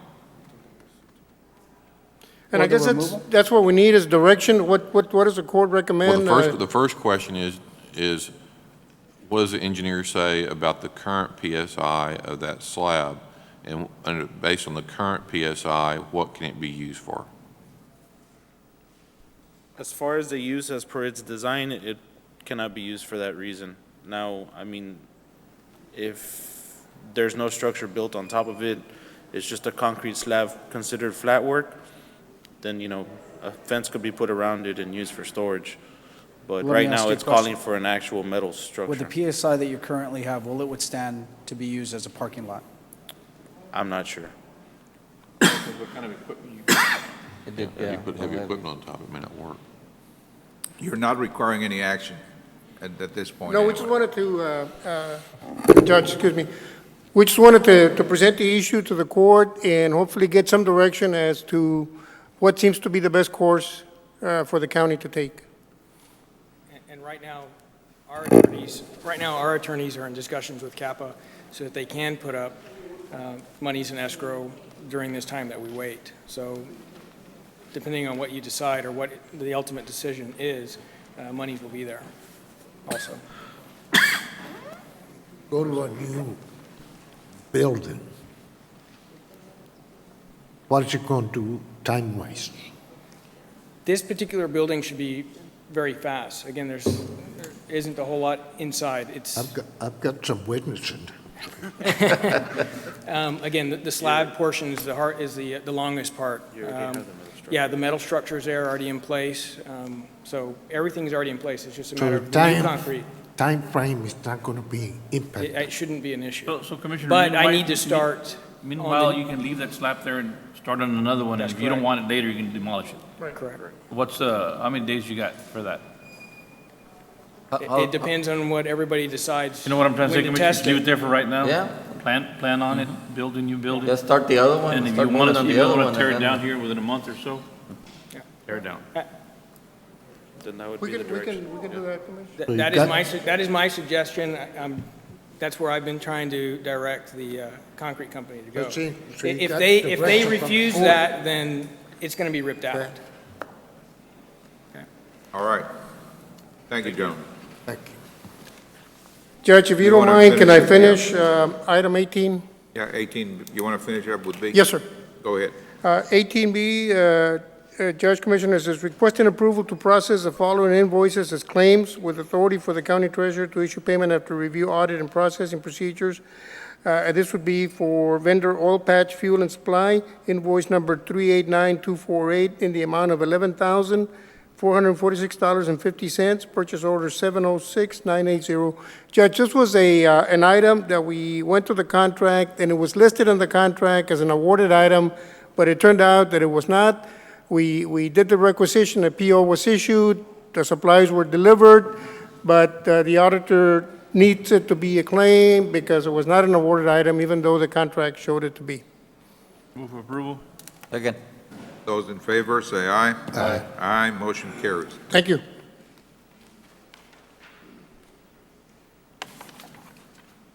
Go back to our sheriff's office, number 10. Hello, Judge, Commissioners. Richard Ozuna, Sheriff's Office, Hidalgo County, on behalf of our Sheriff, Eddie Guerra. 10A, presentation for discussion, consideration, and approval to accept the donation on 2 portable radios from Motorola Solutions. Move for approval. Second. Those in favor, say aye. Aye. Aye, motion carries. Under item B is the approval to acquire a still photograph license agreement between Hidalgo County Sheriff's Office and Cineflex, with the authority for the Hidalgo County Sheriff's Office to execute the same. This has already been discussed with our legal at our district attorney's office, and they've approved on it. Move for approval. Second. Those in favor, say aye. Aye, motion carries. That's all I have. Thank you very much. Thank you. Thank you, sir. Item 12, our HR, our Health Department.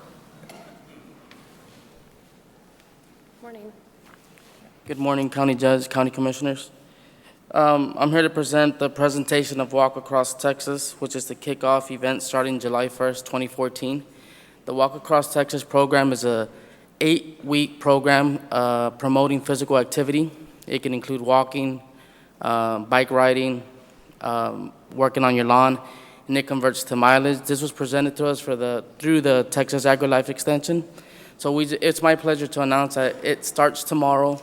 We have a team in every precinct, the county judge's office, and in the health department.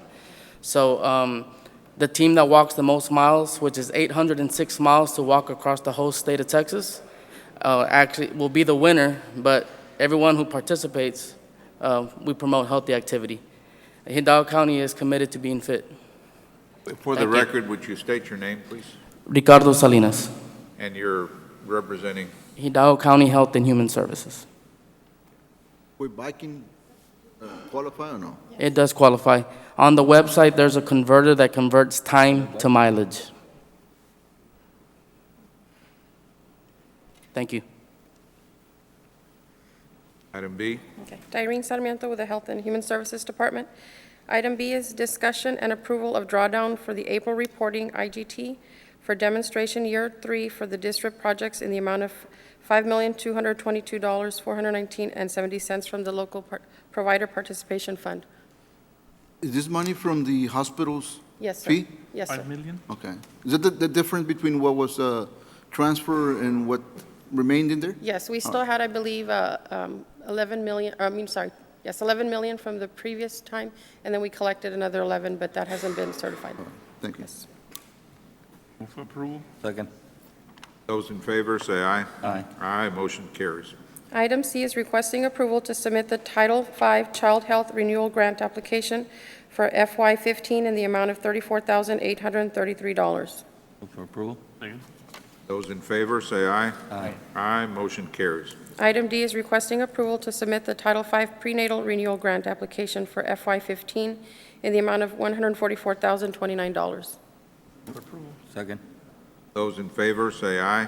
Aye. Aye, motion carries. And there is no action on E and F. Thank you. E1 or F1, no action? Yes, correct. Thank you. Thank you.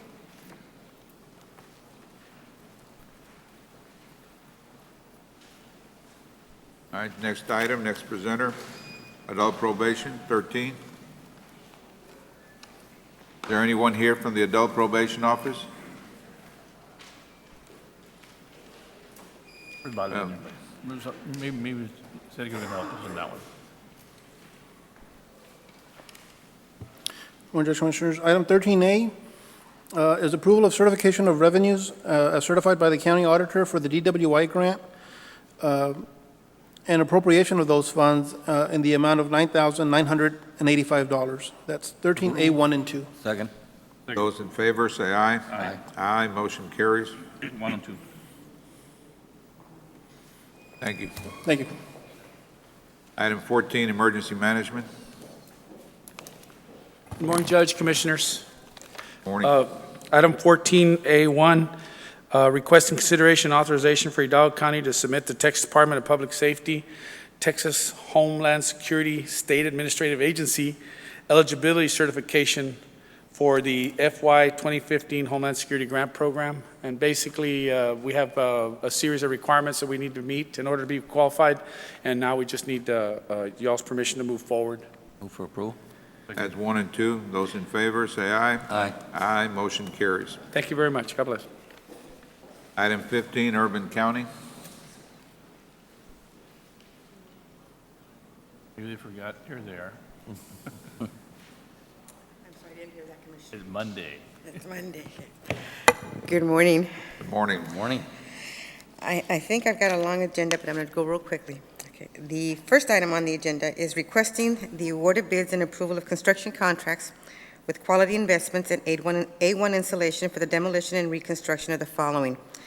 3 units are in the county-wide area. Total amount of the contracts, $146,187, and this is to Quality Investments. Approval. Second. Those in favor, say aye. Aye. Aye, motion carries.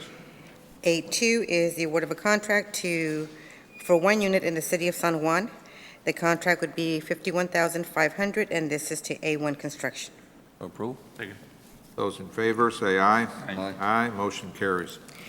Okay, item B is on behalf of Precinct 4, we would like to request authorization to cancel an existing contract with DOS Logistics Incorporated in the amount of $35,976 for the street improvement project that was Moises Flores Street. The precinct recently amended their budget to allocate their funding into the Parks and Recreational Facility, and we're recommending that the contract be canceled. Approve. Second. Those in favor, say aye. Aye. Aye, motion carries. Item C is requesting the approval to reauthorize the Urban County Program Director to sign and execute contracts and agreements after Hidalgo County Commissioners Court's approval as they relate to Hidalgo County Urban County programs included in the annual plan. Move for approval. Second. Those in favor, say aye. Aye. Aye, motion carries. Okay, several more other items are all regarding the subrecipient agreements. The auditor did express a concern regarding a couple of the agreements not indicating the actual date the contract would begin, which is July 1st. We've changed our agreement since then and are recommending the approval of item D, Children's Advocacy Center, Casa Hidalgo, La Unión del Pueblo Entero, the FAR Literacy Project DBA Rio Grande Valley Literacy Center, Camp University, and a Rice South Tower. Second. Those in favor, say aye. Aye. Aye, motion carries. Item E is approval of the agreement with the Boys and Girls Club of Edinburgh, the Boys and Girls Club of Alamo San Juan, the Boys and Girls Club of FAR, Boys and Girls Club of Mission, and Girl Scouts of Greater South Texas. Move for approval. Second. Those in favor, say aye. Aye. Aye, motion carries.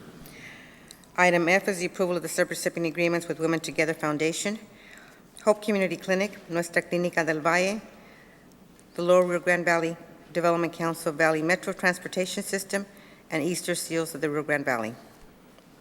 Yeah, no, I think the agreement said that the Commissioners Court approved that on July 1st, but that's going to be modified to That's change what it I just June explained to 30th? them, Mr. Flacio, that the agreements are to begin July 1st. They're being approved June 30th, but the funding is not available from HUD until July 1st, so therefore I cannot execute a contract prior to the funding. Right, no, but I think the issue was that the agreement itself read that Commissioners Court We approved it we on made all the changes. July 1st, but they're approving it today, right? Yes, we made all the changes. Thank you. Thank you.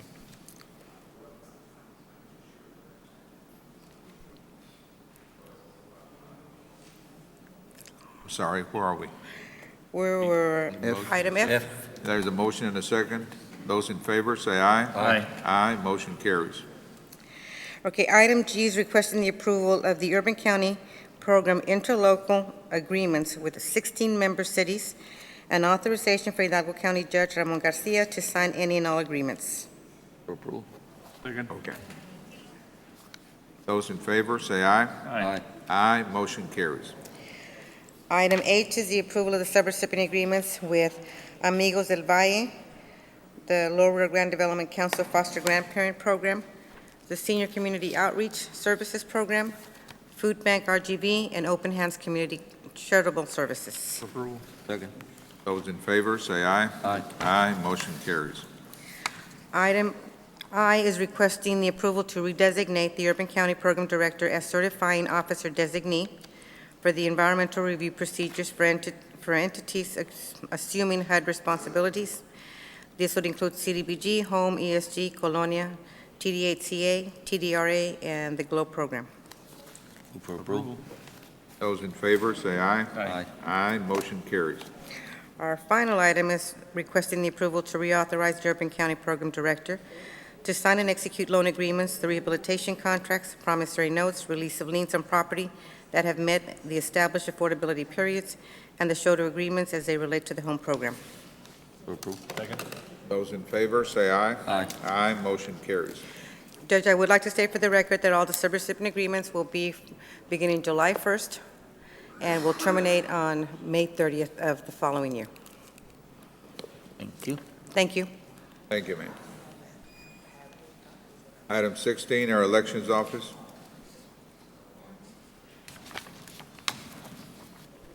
Good morning, Melanie here on behalf of Ms. Yvonne Ramon. Item A1, approval of the 2014 certification of revenues by the county auditor for 2013 Chapter 19 funds. Approval. Second. Those in favor, say aye. Aye. Aye, motion carries.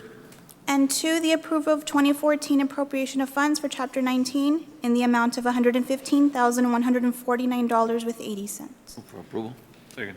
Those in favor, say aye. Aye. Aye, motion carries. Thank you. Do you know of there's a meeting of the Election Commission for this week? That I don't know. I know this morning they were meeting with I'm sorry? everything for this morning I know they were meeting, had a meeting, but I don't think it was that. But I'll get with Ms. Yvonne Ramon, Tell her it's related to the Edinburgh School District's request. Edinburgh School District. Got it. Thank you.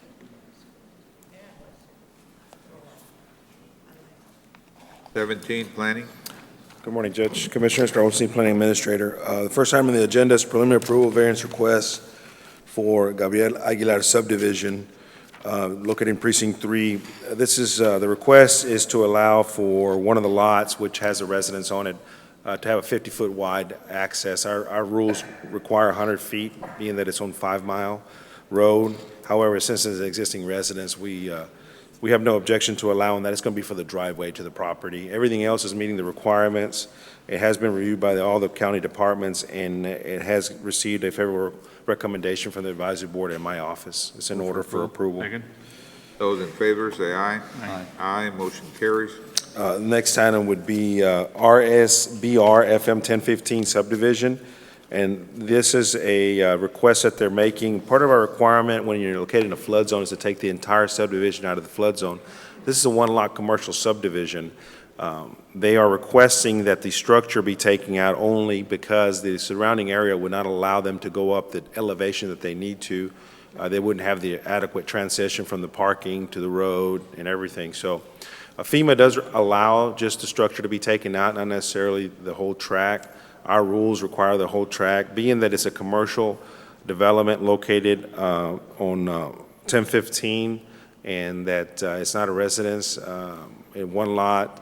We did not object to it. We don't object to it. The advisory board doesn't object to it, and they're seeking that variance and approval from the court. They are going to request a letter map revision based on fill, which would elevate the structure, and that letter would be required prior to obtaining final approval to make sure that the structure itself is out of the flood zone.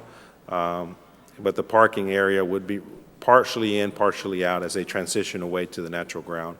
We have no objection to it, Judge, that it's considering that it is a commercial tract, one lot. Recommendation, move for approval. Yes, sir. Again. Those in favor, say aye. Aye. Aye, motion carries. Thank you. The next item is preliminary approval for Terry Palms number 2 subdivision. If you like, I can hold these collectively. The Estates of Santa Cruz Ranches number 3 and Vegas Tower Ranches subdivision. These 3 lots are seeking preliminary approval. They have been approved by the various county departments, my office as well, and the advisory board is recommending preliminary, and they will be subject to any future comments and requirements before receiving final approval. It is in order for the preliminary approval for those 3 developments. So moved. Second. Those in favor say aye. Aye. Aye, motion carries. Final approval, replat of A and V subdivision. This is just a one-lot subdivision. It has been approved by the various county departments, advisory board, and my office also recommended approval. It's in order for final. Move for approval. Those in favor say aye. Aye. Aye, motion carries. Rojas subdivision is a two-lot, single-family subdivision. Again, these have also been approved by the various county departments, my office as well. The advisory board is recommending approval. Everything's in order. Move for approval. Those in favor say aye. Aye. Aye, motion carries. Marley subdivision is a one-lot subdivision. Again, it has been approved by the various county departments, and my office also recommending approval along with the advisory board. So moved. Second. Those in favor say aye. Aye. Aye, motion carries. Moreno Phase 3 subdivision is an 18-lot, single-family development. It has also been approved by the various county departments, and it's also been approved by the city of McAllen and ETJ, and it has met all the requirements, and the advisory board is recommending approval, so is my office. Move for Final approval. approval, excuse me. Those in favor say aye. Aye. Aye, motion carries. Final approval for Ranch Guarantee. Area Ranches is a 37-lot, single-family development located in Precinct 4. Everything has been completed with exception of the septic tanks, and they have deposited with the county $55,000 for the remaining 37, or for the installation of the 37 septic tanks. We've conducted all the inspections of everything else, and everything is in order. It has also been approved by the city of Edinburgh for final, and we are recommending approval along with the advisory board. Move for approval. Second. Those in favor say aye. Aye. Aye, motion carries. And then Campbell Estates subdivision is located in Precinct 1. It's a 4-lot, single-family development, and it has been approved by the various county departments. They also are requesting a financial guarantee approval for $6,000 for the septic tanks. Everything's in order. The advisory board is also recommending approval. Move for approval. Those in favor say aye. Aye. Aye, motion And carries. last item is release of letter of credit Pueblo de Palmas at Mile 4, Phase 3. They're requesting the release of $293,008.70 for the improvements that they've already constructed in place. We've done the inspections, and we also have the letter from health that everything's in order. We have no objection to the release of the letter of credit. $219,008. $293,008.70. So moved. Second. Those in favor say aye. Aye.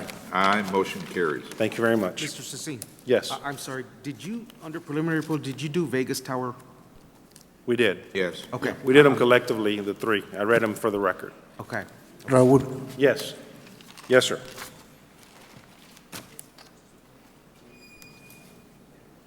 Okay. Next item, 19, Precinct 4. Good morning, Judge Commissioners.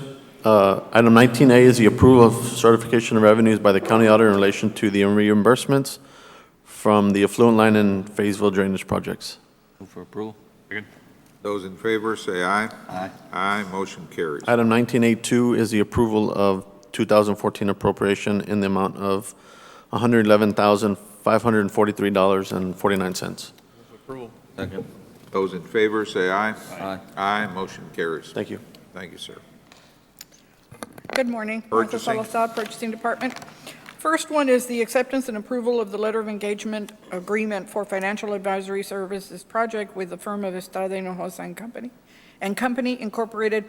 There, I will make a note that there is a concern from the auditor's office in which they would like more specificity or a negotiated amount for certain items. I think one of them was I don't have it in front of me. Well, Judge, what we're doing is we recommend no action on this item because the letter of agreement needs to be modified to reflect what is going to be a fixed amount and what is going to be a negotiated amount. I didn't bring the amount, but there are three items. What I answered was this, Judge, it's up to you whether you wish to go further in negotiating those amounts. The reason for their comment is they say in the past, when this was the contractor before, they had trouble being able to audit those expenses because there was nothing to audit against. So either they negotiate those specifically or they modify to eliminate the need for the firm to provide supporting documentation. Well, what are you recommending? We want to make sure we do it Judge, properly. but let me make sure that we understand why we have a concern. What happens is whenever we go out to the market to sell bonds, these individuals take out of the proceeds an amount, and they don't provide us with if it's a reimbursable expense, they don't provide us with any documentation to justify the amount that they're taking out. So we wanted to make sure that the agreement was clear. When we negotiated the agreement with the current vendor, that agreement was modified to include all those things. But this is now we're switching over to vendors. So I just want to make sure that if it's a fixed amount, I know that I don't have anything to audit against because we're paying them a flat amount. All right. But if it's a reimbursable Exactly. expense, then we need to have some kind of supporting documentation to that effect. The three items that Ms. Fong listed was meetings, expenses toward meetings with any of the rating agencies or any other individuals related to it. There was two more that were indicated. I apologize, I don't have Official them in front of me. statement preparation fees. Yes, and something about phone. Correct. Phone Telephone calls. and copy fax expenses. Right, those were the major points. Judge Commissioners, last time when we switched financial advisors, we did bring back an amendment months after we approved the initial agreement. We're recommending that we approve this agreement, subject that all of the listed expenses be approved by Commissioners Court prior to the expense being paid out to the firm. I have reached out to the firm already to see maybe we can negotiate a fixed amount for each of these. However, the contract does expire next week, so I would like to see if we can get it approved, subject to all these expenses being approved by Commissioners Court prior to any payouts. Well, that's my So as you motion. see, the original, Second. That's my motion. But the thing is that, again, they take the monies out of the proceeds, so you're not going to pay them anything. However you want We're to going to handle be this. approving it. They're going to present it to us No, for no, sir, approval. like I say, whenever we sell bonds, they take out of the bond proceeds an amount, and we don't see, they don't send us an Well, has invoice. that ever been done before when you were here? Well, that's the way it was before, and we always that's the have way the problems current with them. vendor had it and we modified So it. whenever we switch vendors, we wanted to make sure that the letter of engagement indicated all those things, and we did that. Like Sergio was saying, it was amended to reflect brought it those back. things. Have you discussed this particular issue with the firms? As he said, he's already reached out to I've them. communicated to the firm, I sent them an email, but it was last week, Friday, so we really haven't had much time to. Because that's when to we go got the back and forth. concern. Yes. So you don't- we can approve it subject to that. Subject no? to, Yeah, subject to this, again, we're not looking at issuing any COs Any this week debt or right next now. week, but before we do, we would like to get these issues. And you could do that, worked out. Commissioner, approve it subject to the modification of letter of Yeah, engagement. That'd be we'll, fine.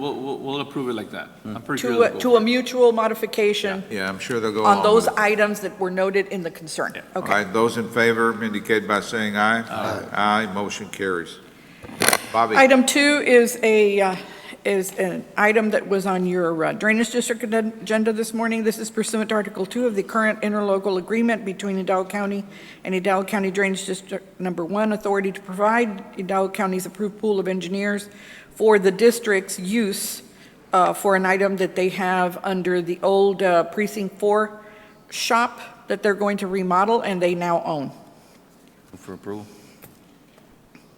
They will be taking on all the expenses. We're just providing them the pool. Check.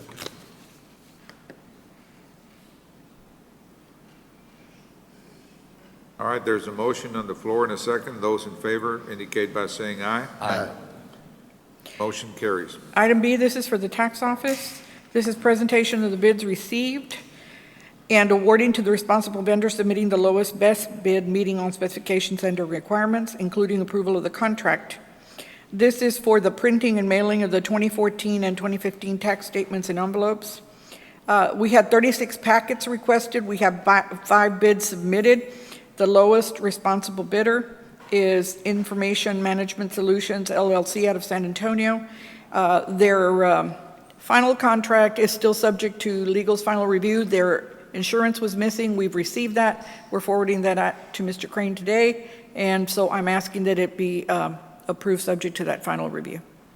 And there's a concern that we had, Judge, that the contract was not attached and there's no legal review, but subject to legal review? Yes, sir, because we Okay. were waiting on the insurances All right. before it could be considered. Move for approval. Second? Those in favor, say aye. Aye. Aye, motion carries. Item C, this is recommending by the Purchasing Department the waiver of a technicality, the required years in field of work for request for sealed quotes solicited by Hidalgo County Sheriff's Office staff.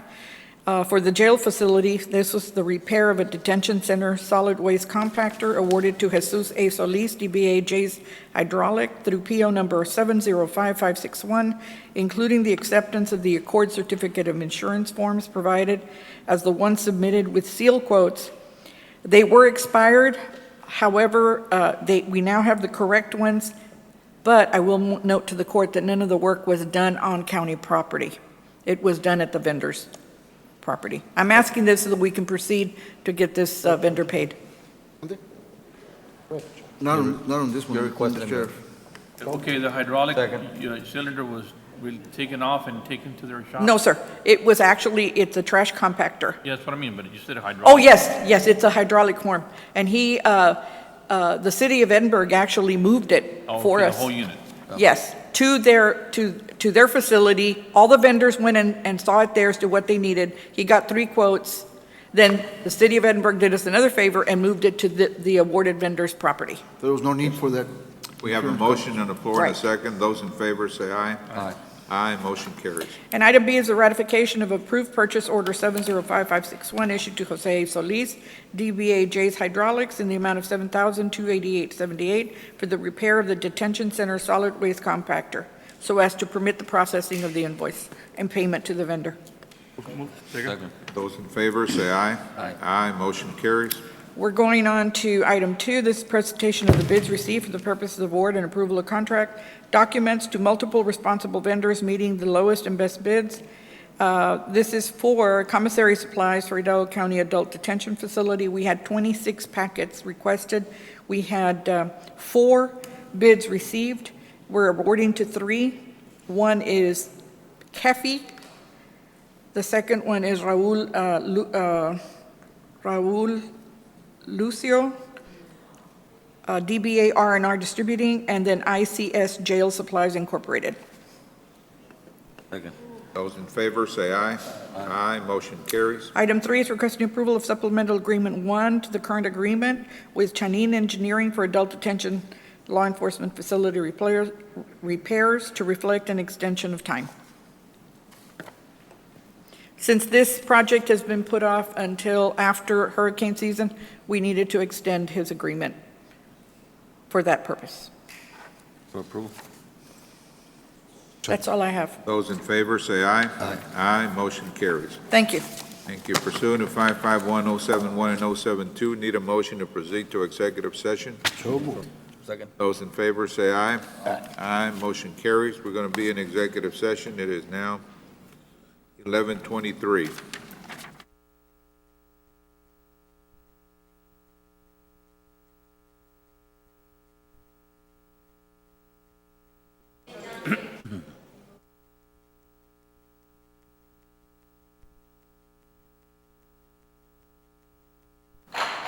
All right, we're back in open session. Mr. Guerra? Thank you, Judge, Commissioners. Under open session 2323A, real estate acquisition, appropriation of same, there's no action. 23B, there's no pending and/or potential litigation. 23C, for the record, the claim of Hidalgo County versus Sandy Regalado, Judge, Commissioners, I'd like to put on the record that we'll be turning that over to Josephine Ramirez for subrogation. Item 23D, claim of Hidalgo County versus Rebecca Rodriguez. Again, Judge, Commissioners, for the record, we're going to assign this to Ms. Josephine Ramirez for subrogation. 23E, claim of Hidalgo County versus Jose Eli Guerra and Jesus Barrera. Judge, Commissioners, I'd like action to be taken by the court to authorize the filing of a suit on behalf of Hidalgo County against Jose Eli Guerra and Jesus Barrera as it pertains to our claim. Move for approval. And that such suit will be facilitated by Josephine Ramirez's office. Move for approval. In a second, those in favor, say aye. Aye. Aye, motion carries. Item 23F, claim of Angelica Tijerina Palacios. Judge, Commissioners, I'd like settlement authority to make an offer in the amount of $3,000. Move for approval. Those in favor, say aye. Aye. Aye, motion carries. With that being said, I Need a don't, motion to adjourn? Approve. Those in favor, say aye. Aye. Aye, motion carries. Thank you, gentlemen. thank you.